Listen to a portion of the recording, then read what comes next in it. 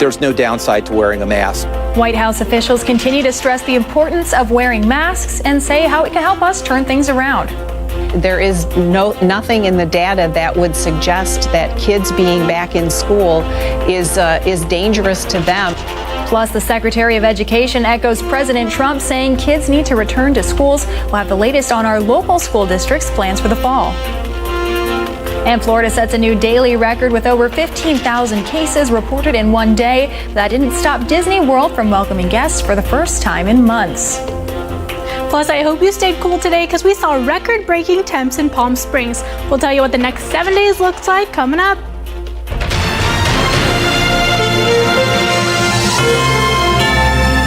This is NBC Palm Springs. Good evening. Thank you for joining us. I'm Olivia Sandusky. Daytona Everett has the night off. We begin with some breaking news for you. A fire broke out this morning on board a U.S. naval ship docked in San Diego. The Navy says about 160 sailors were on board that ship. 17 sailors and 4 civilians were hurt, but none of those injuries appear to be serious. NBC's Dan Scheneman has the story. An early morning explosion was reported on board the USS Bonhomme Richard. Then crews were called to a 3-alarm fire as smoke filled the sky above Naval Base San Diego. In a tweet, Naval Surface Forces said sailors and civilians were taken to a hospital with minor injuries. The entire crew is off the vessel. Hope for the best and hope that they're okay. And you never want something to happen to your own brothers. You know, I don't care if you've been out 10 years, 15 years, 5 years, whatever. They're still your brothers. They still serve. The USS Bonhomme Richard is an amphibious assault ship capable of deploying and landing helicopters and smaller boats. San Diego is the vessel's home port, and it was undergoing routine maintenance at the time of the fire. The cause of the fire is not known. Dan Scheneman, NBC News. And we have a live look now. You can see some of that smoke still billowing up into the air. One fire official says the fire could go on for days as there is no way to attack it. The Navy and the county will work together on health concerns from the smoke in that area. Another fire, this one at the San Gabriel mission. An early morning fire yesterday quickly evolved into a multi-agency response requiring around 50 firefighters. That 250-year-old mission dates back to the late 1700s. Fire investigators are still working to determine just what caused that damaging blaze. Renovation work was going on inside.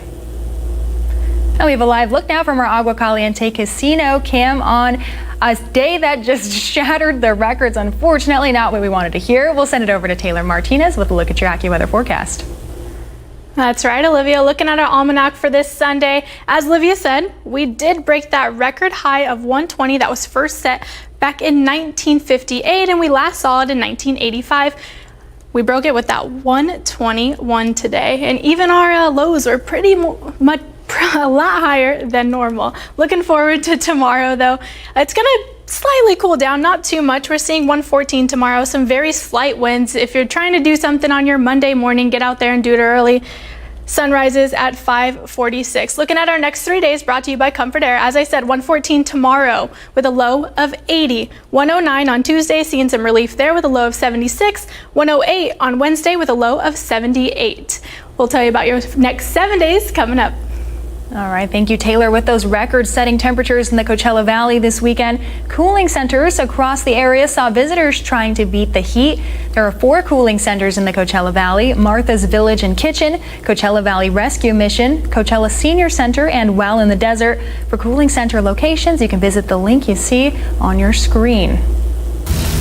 Coronavirus coverage brought to you by East Valley COVID-19 testing site, serving residents of eastern Coachella Valley.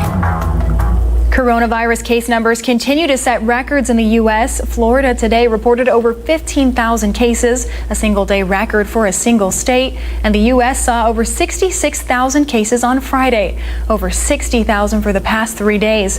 We'll have more on those numbers in a bit, but first we'll start closer to home. Taking a look at our local COVID-19 numbers. Now, the county has stopped reporting these numbers on weekends, so these are from Friday. Riverside County saw new daily case records 3 days in a row last week, with over 1,400 new cases reported on Friday. There are over 24,500 cases in Riverside County, over 7,000 of those here in the Coachella Valley, 537 deaths in the county, 148 of those in our valley. Indio still has the most cases in the valley with 1,879. They also continue to lead with the most deaths at 42. Riverside County has reached 100% ICU bed utilization. That's according to the Department of Public Health. The county's hospital beds are also nearly 70% full. Earlier in the week, county officials said that hospitals are operating under surge plans, though they aren't completely full yet. Multiple White House health officials say masks will help the U.S. out of the coronavirus pandemic.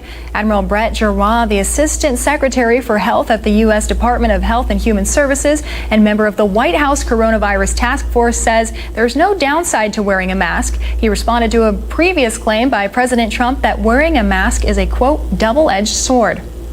There's no downside to wearing a mask. I'm a pediatric ICU physician. I wore a mask 10 hours a day for many, many years. So we don't believe there's a downside to it. Now, there are very selective people who feel uncomfortable with it. But again, you don't have to wear it 24/7. It's really when you're not around within your home, when you're out in a public space and you can't physically distance. U.S. Surgeon General Jerome Adams also spoke about masks today, saying they can help turn this pandemic around. If we can get a critical mass of people wearing face coverings, practicing at least 6 feet of social distancing, doing the things that we know are effective. And it's important for the American people to understand when we're talking about the fall, we have the ability to turn this around. Dr. Adams' statement comes as the U.S. records more than 3.4 million COVID-19 cases in the country.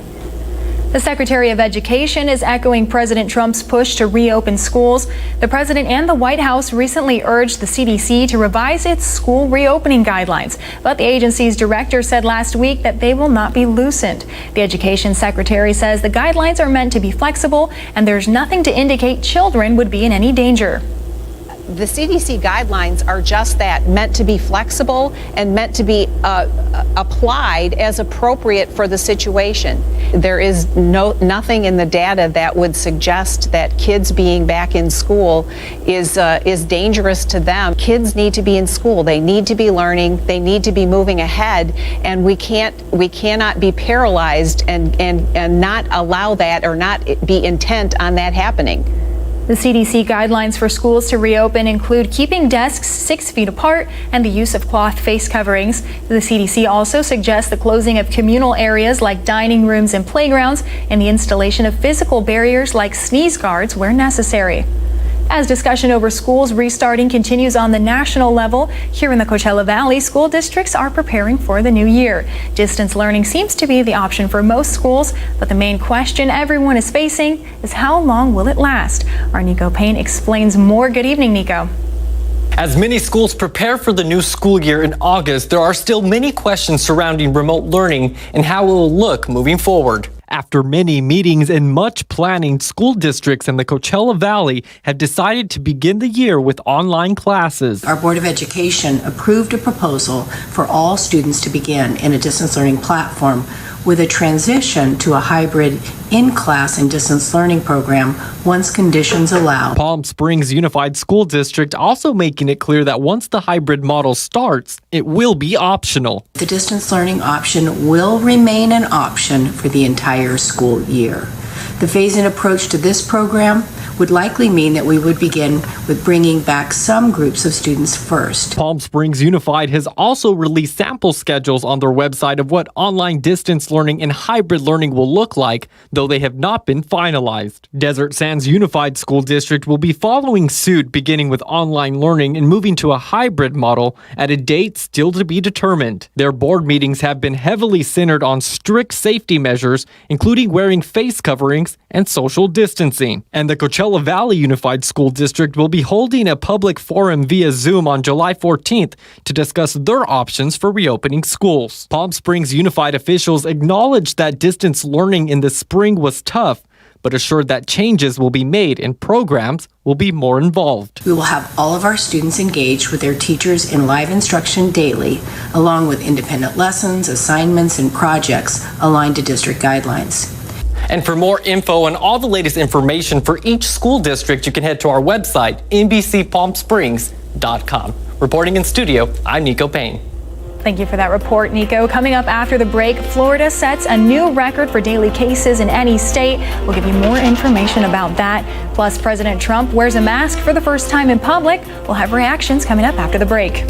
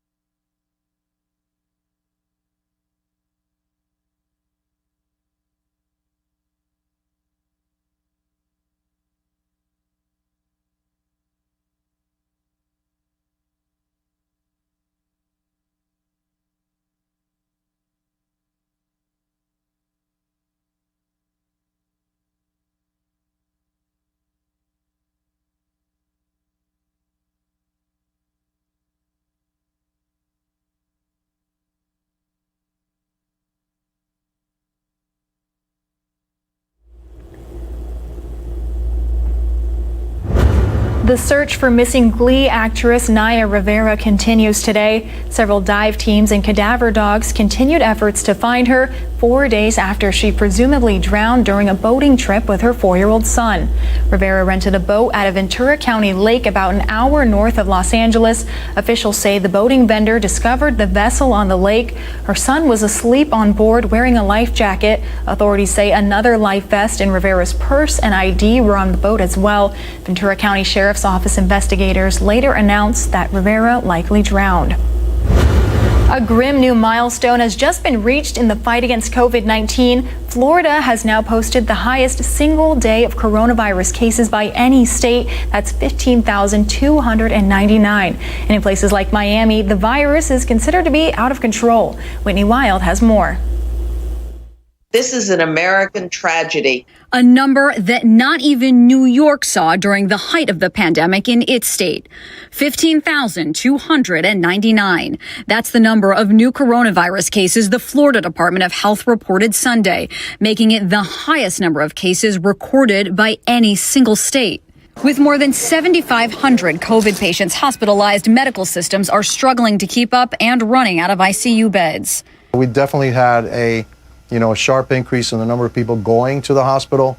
Number of people are in ICU and the number of people on our ventilators. So, Florida has been posting and then breaking record high case numbers for the past several weeks, prompting several beaches to close and some areas to roll back their phased reopening. Congresswoman Donna Shalala says the governor needs to take direct action. It's out of control across the state because our governor won't even tell everybody to wear masks. In Washington, I'm Whitney Wild. President Trump wore a mask in public for the first time yesterday since the coronavirus pandemic hit the United States. The president wore the face covering as he visited service members at the Walter Reed Military Hospital. It follows months of refusing to wear a mask in public, even while visiting facilities that had policies requiring face coverings. President Trump says that while he wore a mask this time, it won't happen every time he goes out in public. I think when you're in a hospital, especially in that particular setting where you're talking to a lot of soldiers and people that in some cases just got off the operating tables, I think it's a great thing to wear a mask. I've never been against masks, but I do believe they have a time and a place. House Speaker Nancy Pelosi had this to say about the president wearing a mask in public for the first time, calling it an admission of sorts. Now he's crossed a bridge. That's an admission that if you're going to see our soldiers, you have to wear a mask. If you're going to be with our children, you have to wear a mask. If we want to stop the spread of the coronavirus, you have to wear a mask. So hopefully, by his example, he will change his attitude, which will be helpful in stopping the spread of the coronavirus. Speaker Pelosi has also criticized the president's push to have children return to school. Still more to come after the break, but first we'll send it over to Taylor. Thanks, Olivia. We're taking a live look at our Agua Caliente cam in Palm Springs right now. See a little bit of palm trees moving right there. We'll talk about that, plus that record we broke coming up.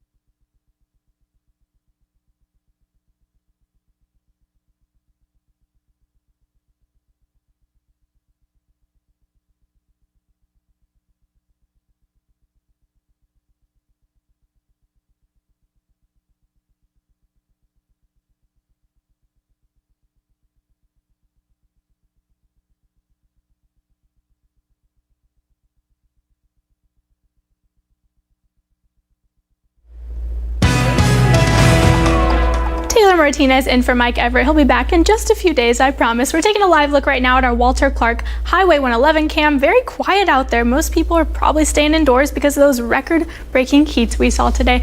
Let's talk about those. We saw a high of 121 in Palm Springs today, getting right over that record high of 120 that was first set back in 1958 and reached again in 1985. Right now in Palm Springs, we're seeing a little bit of relief with 114 out there. Winds are starting to pick up, and we're going to see those continue to pick up throughout the night, gusts reaching about 30 miles per hour. Across the southwest right now, 119 in Lake Havasu. They did see our 121 today as well. 113 in Vegas, a nice 71 in Santa Barbara.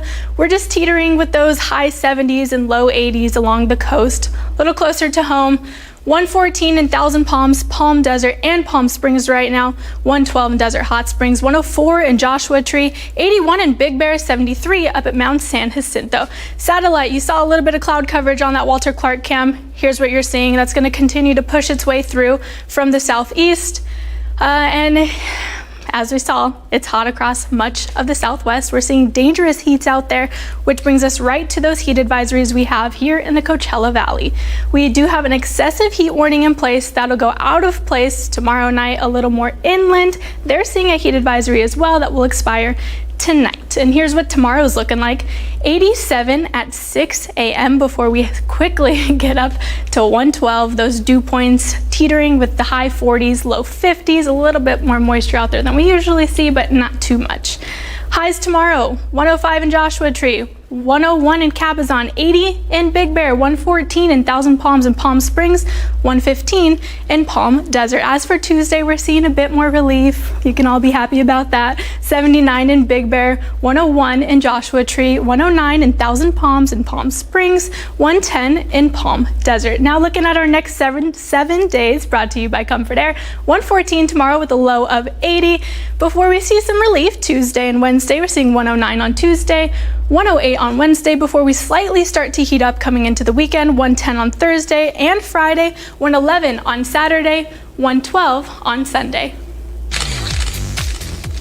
All right, thanks, Taylor. In tonight's Showbiz Report, a movie named after the city of Palm Springs is now streaming on Hulu. But is it worth a trip? Manny, the movie guy, has the answer for you.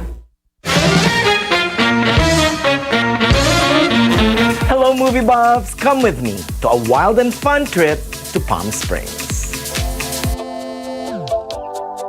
It's gonna be a beautiful wedding.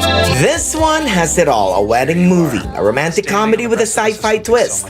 Yet, Palm Springs is fresh and totally entertaining. I'm Sarah. Niles. It's a rom-com with not just a heart, but brain as well. And the best part, it's about my city. Yes, right. It begins with a wedding where we meet Andy Samberg's Niles. Yeah, Niles is interesting because when you first meet him, it seems like he is completely the master of his universe and in complete control. The reason? He's in a time loop, stuck on November 9th, the day of the wedding. So he lives like there's no tomorrow until he meets Kristen Miliotti's Sarah. It was such an incredible combination of like dark, weird, so funny, and like very moving. The fantastic ensemble also has Camila Mendez as Sarah's sister, the bride, and J.K. Simmons providing the laughs as the mysterious Roy. To the struggle. How much you care about Niles and Sarah, you know, Andy and Kristen's characters was what really jumped out at me. He's absolutely right. Imagine all the romantic comedy and time loop cliches, deconstruct the heck out of them, and you'll get Palm Springs. And yes, this one was not shot in Palm Springs. It was filmed in Santa Clarita and Palmdale, and one day up in Joshua Tree. Why? Budgetary restrictions and the California tax rebate. My biggest regrets about the movie is that we weren't able to spend the entire time in Palm Springs because I love Palm Springs and I love The shooting location should not take away from the brilliance of the film. It's funny, sad, and will make you think. May I cut in? It's the first dance. Great characters, confident direction by Max Barbacao, and memorable performances. Palm Springs is one of my favorite films this year. This is crazy! If you have a chance to get stuck in a time loop, what era of your life would it be? I mean, I would say this one. I was gonna say that too. We kind of are anyway, so I know what it would be like. Oh, and I will just be interviewing you guys forever and ever and ever. Oh my God! And for that, Palm Springs gets the perfect 4 out of 4. Stream it on Hulu. Kisses. I'm Manny the movie guy, having a great time in Palm Springs. Time after time.